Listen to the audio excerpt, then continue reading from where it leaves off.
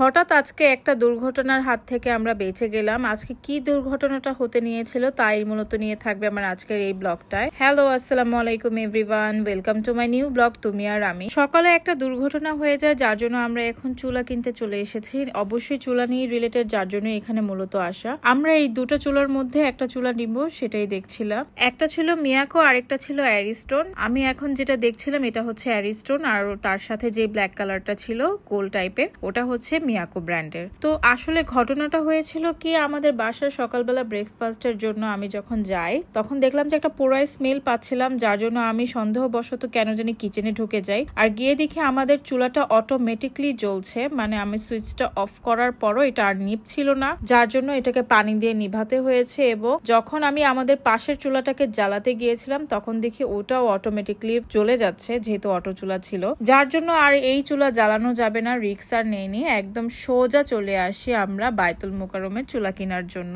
কারণ এটা রান্নার ব্যাপার, এখানে তো কোনো রিস্ক নেওয়া যাবে না। এখান থেকে আমি অ্যারিস্টোন ব্র্যান্ডের চুলাটাকেই সিলেক্ট করে নিই, কারণ এটাই আমার কাছে খুব বেশি পছন্দ হয়েছে। আর আমরা এই শপটা থেকে এই চুলাটা বাই করেছি। যেদিন গিয়েছিলাম সেদিন বায়তুল মোকাররমে ইলেকট্রিসিটির প্রবলেম থাকায় আমরা আর ভিতরে ওভাবে কোনো কিছু দেখতে পারিনি, আপনাদেরকে ওভাবে দেখাতেও পারিনি। তো যার জন্য আমরা চুলা কিনে একদমই বাসায় চলে আসি। বাহিরে প্রচন্ড গরম ছিল, গরমে একদমই বেহাল অবস্থা। চুলাটা বাসায় এসে এখন আমি আমার রুমে এটাকে আনবক্সিং করছিলাম। এই চুলাটা আমার খুব বেশি পছন্দ হয়েছে, মানে এক দেখাতেই আমার কাছে ভালো লেগেছে। এই তো এটা হচ্ছে একটা ক্যাটালগ, এই ক্যাটালগটা আমি এখন রাখছি। আর এটা হচ্ছে চুলার উপরের যে বার্নটা, এই বার্নগুলো খুবই মজবুত। এটা একদম স্কোয়ার শেপের, রাউন্ড শেপের তো সবসময় ব্যবহার করেছি, আমার কাছে স্কোয়ার শেপেরটাই ভালো লাগলো, কারণ এটা কখনো ব্যবহার করা হয়নি। এই চুলার বার্নারটা, মানে এই যে দেখুন যে গোল বার্নারটা, এটা পুরাটাই পিতলের ছিল আর খুবই হেভি ছিল, যার জন্য আমার কাছে মনে হয়েছে যে এটা খুবই ভালো হবে। এখন আসি মেইন পার্টটায়, যেটা হচ্ছে চুলাটা। এটা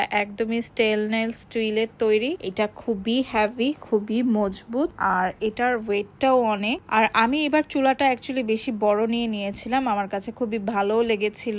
এই যে দেখুন এটা হচ্ছে চুলাটাকে ফিটিং করার পর যখন দেখা যাবে তখন এটাকে দেখতে আরো ভালো লাগবে। আমি এখন ভালোভাবে সবকিছু রিচেক করছিলাম যে সবকিছু তারা ঠিকঠাক মতো দিয়েছে কিনা, কারণ এই চুলাটাকে ফিটিং করার জন্য একজন টেকনিশিয়ান আসছেন, আর ওই টেকনিশিয়ান কিন্তু একজন দক্ষ টেকনিশিয়ান। এইসব চুলা কিন্তু ঠিক করার জন্য দক্ষ টেকনিশিয়ানের দরকার হয়। তো তার আগে সবকিছু একটু রিচেক করাটাই ভালো, যার জন্য সেটাই করছিলাম। এই তো টেকনিশিয়ান চলে আসলো এবং এখন আমাদের চুলাটাকে ফিট করছে। তো দেখলাম যে আসলে আমি চুলাটা বড়ই নিয়ে নিয়েছি, এই জায়গার থেকে একটু বেশি বড় লাগছিল। চুলাটাকে পুরোপুরি ফিটিং করার আগে এই এক্সট্রা উপরে যে পলিটা সেটাকে উঠিয়ে ফেলা হচ্ছে, কারণ যেহেতু এখানে রান্না টান্না করা হবে এটাকে তো রাখা যাবে না। উঠানোর পর এটাকে একটু ট্রায়াল দিয়ে দেখা হচ্ছে যে চুলাটা ঠিক মতো জ্বলছে কিনা। এই যে দেখুন খুব সুন্দরভাবে চুলাটা জ্বলে গিয়েছে। আমি আবার একটু জ্বালিয়ে দেখলাম যে না, খুবই স্মুথলি এটাকে ভালোভাবে জ্বালানো গিয়েছে। এই তো আমার চুলাটার ফাইনাল লুক। এটা কেমন হয়েছে অবশ্যই আমাকে কমেন্ট করে জানাবেন। আসলে আমাদের দৈনন্দিন জীবনে কিছু কিছু জিনিস অনেক অবহেলা করি, যেটা আমাদের করাটা একদমই উচিত না।